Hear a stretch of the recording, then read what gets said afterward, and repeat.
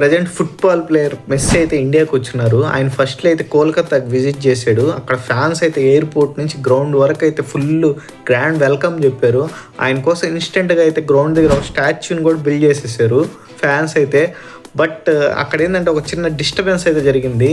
Messy గారు అయితే ఆ గ్రౌండ్లో ఎక్కువ టైం అయితే స్పెండ్ చేయలేదు. దీంతో అయితే అక్కడ కోల్కతాలో ఉండే మెస్సీ ఫ్యాన్స్ అయితే ఆ చైర్స్ని కానీ అక్కడ గందరగోళం చేసేసారు. కొంచెం డిస్టర్బ్ అయితే అయింది ఆడ.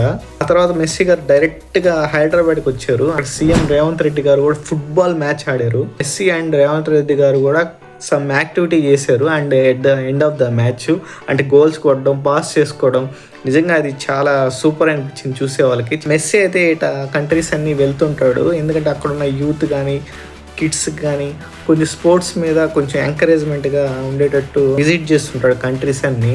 బట్ ఇక్కడ ఏంటంటే చాలా మంది ఏమంటున్నారంటే మెస్సీ గారు వచ్చే స్టేడియంకి టికెట్ ప్రైజెస్ 15,000 to 20,000 పెట్టున్నారు. అంటే అది కూడా బ్యాక్ సీట్స్ అండ్ ఫ్రంట్ ఇంకెంత ఉంటాయో మనకు తెలియదు. కోల్కతాలో కూడా అందుకే ఆడియన్స్ బాగా ఆడ రచ్చ చేశారు. ఎందుకంటే టికెట్ ప్రైజెస్ చాలా ఎక్కువ కమ్మారంట.